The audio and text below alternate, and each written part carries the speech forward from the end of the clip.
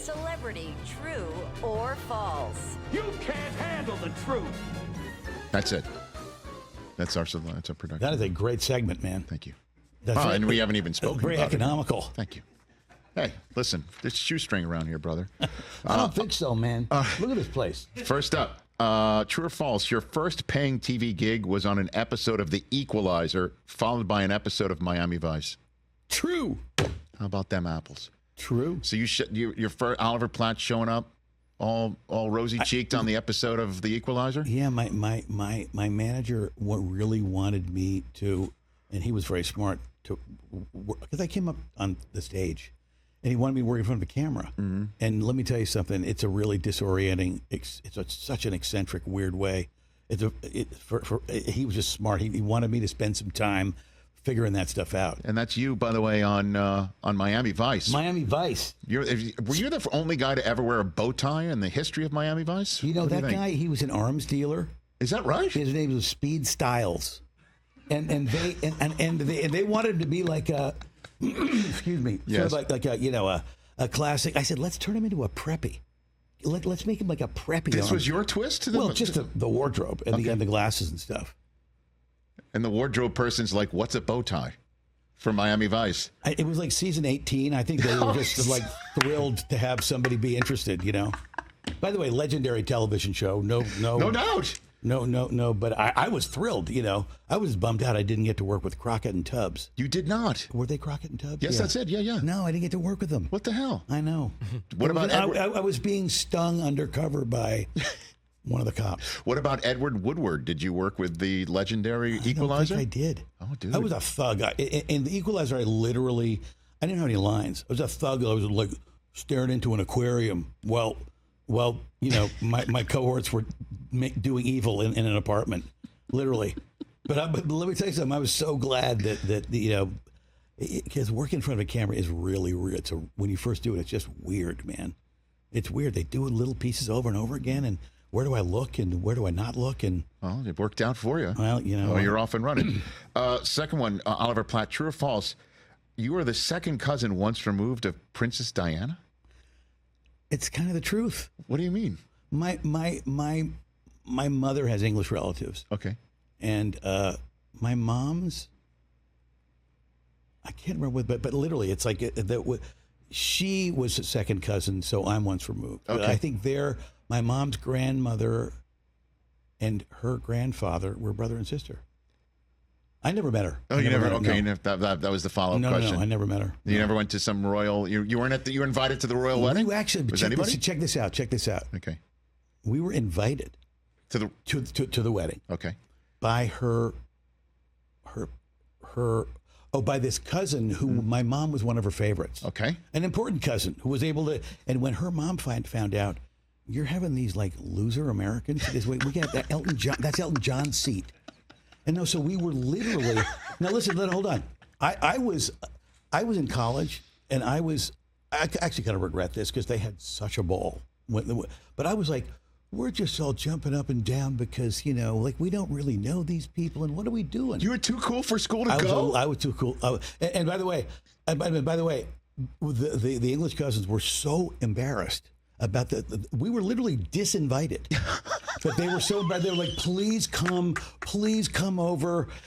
So they ended up like they went and had like tea with the Queen Mother. They had the most amazing They had an absolute ball. Come on. And me, I was too cool for school, man. Oh well. I would have gone just to see what the hors d'oeuvre setup was, man.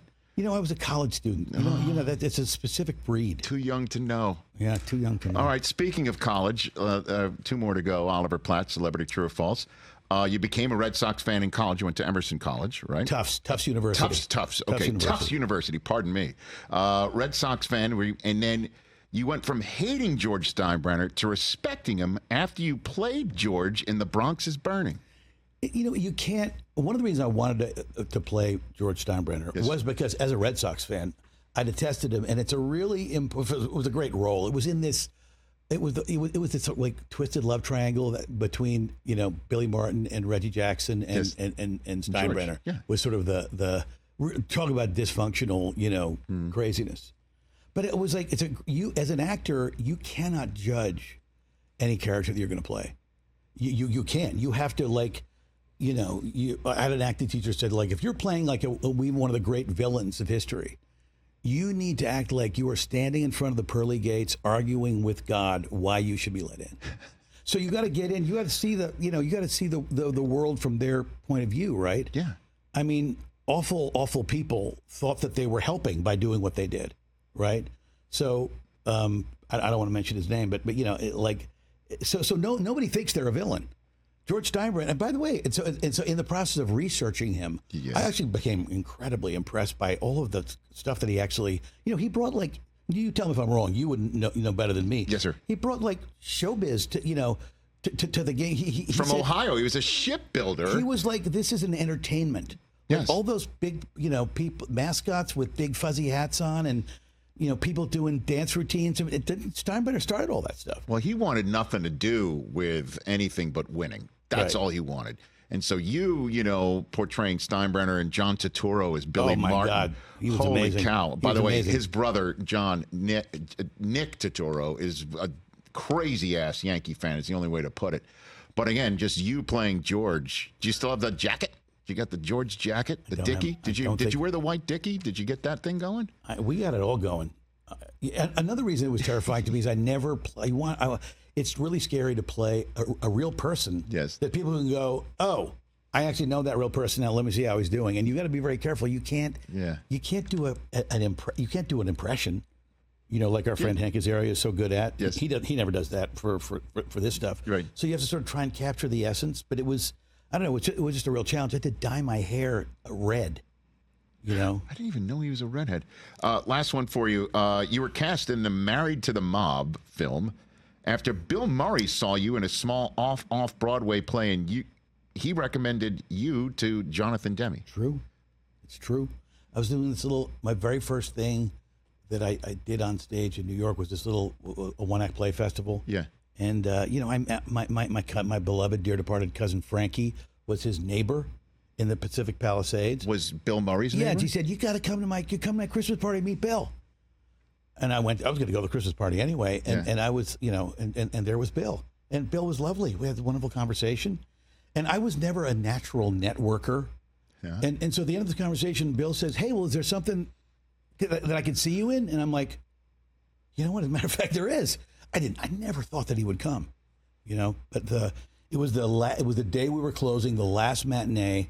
I was in this little one-act play after the intermission. Yeah. And the guy that owned the place comes back and his like face is white, and he's like,